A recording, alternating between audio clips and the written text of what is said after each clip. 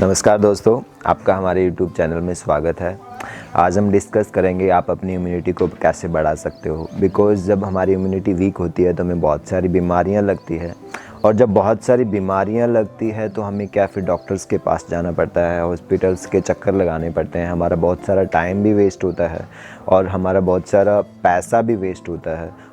इधर से हम पैसा कमा रहे होते हैं, उधर से हम बीमारियां खड़ी कर रहे होते हैं, और वो पैसा हमारा जो हम कमाई करते हैं वो डॉक्टर्स के पास चला जाता है, हॉस्पिटल्स में चला जाता है। आप देखते हैं हॉस्पिटल्स के अंदर आजकल कितनी लूट एक तरह से मचाई हुई है उन्होंने। तो हम इस जो लाइफस्टाइल को अगर हम चेंज करते हैं, और अगर वो डॉक्टर को जो हम पैसे देते हैं हॉस्पिटल्स में हम एक तरह से प्रीमियम देते हैं, तो उससे हम बच सकते हैं। तो एक तरह से आपकी सबसे बड़ी सेविंग है अपने आप को स्वस्थ रखना। ये सबसे बड़ा आपका इंश्योरेंस है अपने आप को स्वस्थ रखना, बीमारियों को न होने देना। इवन हमारी फैमिली में भी अगर किसी को डिजीज़ है, किसी को प्रॉब्लम्स है, तो उसके लिए भी हमें क्या है, हमें डॉक्टर्स के पास, हमें हॉस्पिटल्स के चक्कर लगाने पड़ते हैं। हमारा एक तरह से समटाइम तो ऐसे होता है, अगर हमारी फैमिली में कोई अगर बीमारी है तो हमें पूरा हमारा जो फैमिली है वो हैप्पी नहीं रह पाती। उसकी वजह से एक इंसान की वजह से हमारा पूरा जो फैमिली का एक तरह से जो सिस्टम है वो बिगड़ जाता है। क्यों? तो अगर आप भी अपने बच्चों को, अपनी फैमिली को कुछ दे सकते हो अच्छी चीज़, तो वो आपका स्वास्थ्य है। क्योंकि अगर आप उसके फैमिली को चाहते हो भी, आप फैमिली को लग्जरी दो, फैमिली को आप पैसा दे रहे हो, तो वो इतनी बड़ी बात नहीं है। बट अगर आप फैमिली को अपना स्वास्थ्य दे रहे हो, उनको एक तरह से उनके लिए मिसाल बन रहे हो स्वस्थ होने की, तो ये सबसे बड़ी बात है दोस्तों। तो इसलिए हमें स्वस्थ रहने के लिए मैं आपको 5 टिप्स बताता हूँ, वो आपकी बॉडी की इम्यूनिटी को बढ़ाएंगे। और बॉडी की जब इम्यूनिटी बढ़ेगी तो आपको कोई भी बीमारी नहीं हो सकती। तो जो फर्स्ट टिप है, जो एक तरह से मूल मंत्र है, वो है आप दिन की शुरुआत कैसे करते हो। आप जैसे सुबह उठते हो, सुबह उठने के बाद आप फर्स्ट क्या करते हो, सबसे पहले क्या करते हो, उसके ऊपर बहुत डिपेंड करता है। समटाइम कुछ लोग क्या करते हैं, सबसे पहले वो बेड टी लेते हैं और उसकी वजह से हमारा पूरा सिस्टम जो है वो एक तरह से बिगड़ जाता है। हमारे अंदर से टॉक्सिन्स की जो अकोमुलेशन है वहीं से स्टार्ट हो जाती है। हमने सबसे पहले क्या लिया, एक मादक पदार्थ लिया जो हमें एक तरह से नशीली वस्तु है, जिसके अंदर केमिकल्स है, जिसके अंदर निकोटीन है, टैनिन है, इस तरह के केमिकल्स है। तो उसकी वजह से आपका स्वास्थ्य बिगड़ेगा ही बिगड़ेगा। तो सबसे पहले आप शुरुआत कीजिए पानी से, जल से। शुद्ध जल जो होता है वो एक तरह से हमारी जो नेचर का जो एलिमेंट है, उस जल को आप अंदर लीजिए। क्योंकि हम कुछ भी जब धोते हैं तो सफाई करते हैं, तो किस चीज़ का इस्तेमाल करते हैं, हम पानी का इस्तेमाल करते हैं। सफाई के लिए हम साफ़ करनी होती है कोई चीज़, किसी चीज़ को जब धोना होता है तो हम पानी यूज़ करते हैं। तो आप भी सबसे पहले अगर अपनी बॉडी को डिटॉक्सिफाई करना चाहते हो तो आप पानी लीजिए।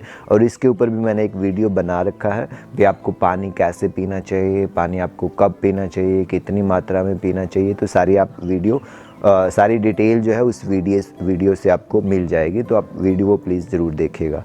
अब सेकंड टिप जो है वो है, आप खाना जो है वो कैसे खाते हो। अब पानी तो आपने सुबह पी लिया, उसके बाद आपका स्टमक अच्छे से क्लियर होएगा, बट उसके बाद फिर आप ब्रेकफास्ट करते हो, आप लंच करते हो, आप डिनर करते हो, तो वो सारी चीज़ें जो खाते हो वो आप कैसे खाते हो वो बहुत मैटर करता है। क्योंकि जब आप खाने का तरीका अगर आपका सही नहीं है, तो वही खाना जो है आपको एनर्जी देने की बजाय, डाइजेस्ट होने की बजाय, वो आपके बॉडी के अंदर एक तरह से प्रॉब्लम्स क्रिएट करेगा, वो आपकी बॉडी के अंदर से डिजीज़ क्रिएट करेगा। तो इसलिए खाने का तरीका, अब देखो मैं आपको बताता हूँ खाने का तरीका।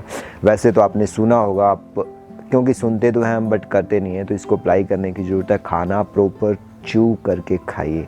जितना आप खाने को चबा करके खाएंगे, जितना आप चबाएंगे, उसके साथ आपकी जो माउथ की जो लार है, जो सलाइवा है, जो सिक्रेशन होता रहता है खाते वक्त, वो ज़्यादा से ज़्यादा अंदर जाएगा। और जब खाने के साथ सलाइवा जितना अंदर जाएगा, वो सलाइवा का क्या है, वो आपके लिए मेडिसिन का काम करेगा, वो आपके लिए टॉनिक का काम करेगा, वो आपके लिए प्रोटीन का काम करेगा, वो आपके लिए विटामिन सी का काम करेगा। तो अगर आप खाने के साथ सलाइवा अंदर लेके जा रहे हो तो आपके अंदर सड़न पैदा नहीं होएगी, एसिडिटी नहीं होएगी, गैस नहीं होएगी, आपको कॉन्स्टिपेशन नहीं रहेगी। तो इससे आप बहुत सारी बीमारियां भी ठीक कर सकते हो और अपने स्वास्थ्य को आप और अच्छा कर सकते हो। तो ये सेकंड टिप है, आपको खाना अच्छे से च्यू करके खाना है। जो थर्ड टिप्स है आपके लिए वो है, आप कोई भी एक टॉनिक ऐसा ऐड कीजिए, कोई भी एक जड़ी बूटी ऐड कीजिए अपने खाने में, जिससे आपके अंदर के टॉक्सिन्स एक तो बने ना, अगर बन गए हैं तो वो ख़त्म होते रहें, जो आपके लीवर के लिए भी अच्छा है, आपके पैंक्रियाज के लिए अच्छा है। आपकी पूरी इम्यूनिटी सिस्टम को इम्प्रूव करने के लिए जो जड़ी बूटी है वो मैं आपको बताने जा रहा हूँ, गिलोय। गिलोय एक सबसे अच्छी जड़ी बूटी है और इसका कोई साइड इफ़ेक्ट नहीं होता। समटाइम हम कुछ चीज़ें स्टार्ट करते हैं, आयुर्वेदिक हर्ब्स जब हम स्टार्ट करते हैं तो उससे क्या होता है, ज़्यादातर कंप्लेंट यही होती है, भी ये हमें गर्म तो नहीं करेगी, या फिर हमें इसका कोई साइड इफ़ेक्ट तो नहीं होएगा, ये हमारी बॉडी को शूट करेगी नहीं करेगी। तो गिलोय एक ऐसी जड़ी बूटी है जो सम करती है वात, पित्त और कफ को। वो कभी भी आपका पित्त नहीं बढ़ेगा, आपकी गर्मी नहीं बढ़ेगी, आपके वायु इम्बैलेंस नहीं होएगा, आपके कफ इम्बैलेंस नहीं होएगा। तो ये जो गिलोय जो मैंने बताया है, इसको आप मॉर्निंग में, जैसे आप पानी पिया आपने, आप फ्रेश हो चुके हो, आप टॉयलेट जा चुके हो, उसके बाद आप काढ़ा ज़रूर लीजिए गिलोय का। गिलोय का देखो, हम सम टाइम क्या करते हैं, हम गिलोय का जूस लेते हैं जो जिसके अंदर प्रिजर्वेटिव होते हैं और जिसके फ़ायदे जो बेनिफिट है वो एक तरह से बहुत कम हो जाता है, या फिर हम टैबलेट लेते हैं तो इसके भी आपको उतने बेनिफिट्स नहीं मिलेंगे जितने आप फ्रेश जो है वो ले रहे हो। जैसे कि आप पिक के अंदर देख रहे हो, इस पिक के अंदर जो गिलोय की आप पहचान कर सकते हो, ये एक तरह से पीपल के पत्ते की तरह होती है और ये एक तरह से जब अगर कहीं जाती है तो ये रस्सी की तरह से गूंथी हुई होती है। तो इसकी आप पहचान करके, आपको जनरली ये हर जगह मिलती है, आपको बहुत सारी जगह पे मिल जाएगी, बट सम टाइम क्या होता है हमें पहचान नहीं होती इसकी। तो आप इस तरह से इसकी पहचान करके और गिलोय का काढ़ा बनाइए। मान लीजिए आपने गिलोय आप ले रहे हो तो आपने इतनी गिलोय, देख लीजिए आप पिक के अंदर है, लगभग 9 इंच की या 10 इंच की जो गिलोय की डंडी आपने लेना, उसको आपने बारीक काटना है चाकू से और उसको थोड़ा सा आपने एक तरह से मथ करके, उसको थोड़ा सा कूट करके उसको आप पानी के अंदर डाल दीजिए और फिर उसको बॉयल होने के लिए रख दीजिए। पानी उसमें 1 गिलास पानी डालो और जब वो बॉयल होने के बाद पानी का 1/3 रह जाएगा तो फिर उसको आप इनटेक कर सकते हो, बट थोड़ा सा ल्यूकवार्म होने के बाद। अब ये गिलोय लिया, अब गिलोय के साथ आप तुलसी भी 2 पत्ता 3 पत्ता तुलसी के भी ऐड कर सकते हो। ये टॉनिक आपके लिए बहुत ही अच्छा है। अगर किसी को लीवर की किसी भी तरह की प्रॉब्लम है उनके लिए बहुत अच्छा है, इम्यूनिटी बढ़ाने के लिए बहुत अच्छा है, अगर डायबिटीज़ है उसके लिए भी इट्स वेरी गुड। तो आप गिलोय जो है वो ज़रूर ऐड कीजिए। तो दोस्तों 4th नंबर पे है, जो 4th मंत्रा है वो है आपका डिनर, क्योंकि डिनर बहुत मैटर करता है। डिनर जैसे कि हम शाम को जब लेते हैं, और शाम को तो नहीं लेते हम, तो रात को लेते हैं, तो इसमें क्या होता है हमारी नींद जो है ना वो डिनर के ऊपर डिपेंड करती है। डिनर हमारा जितना हेल्दी होएगा उतनी हमारी नींद अच्छी आएगी, और जितनी हमारी नींद अच्छी होगी उससे क्या होगा, उतनी ही हमारी एक तरह से हीलिंग होती है बॉडी के अंदर। आप उतना ज़्यादा सुबह रिलैक्स फील करेंगे, उतना ज़्यादा आप मॉर्निंग में फ्रेश फील करेंगे। तो इसलिए जो है वो डिनर कैसा होना चाहिए, कब होना चाहिए, डिनर का टाइम कम से कम आपको 8 बजे से पहले कर लेना चाहिए, क्योंकि जितना आप लेट डिनर करोगे उसमें डाइजेशन में उतना ही ज़्यादा इशू आएगा और वो प्रॉपर डाइजेस्ट होगा नहीं। और फिर इसमें जब हम मॉर्निंग में उठते हैं तो आपका स्टमक क्लियर नहीं होएगा, आपको कॉन्स्टिपेटेड आपका स्टमक रहेगा, आपको एसिडिक रहेगा, आपके गैस्ट्रिक रहेगा।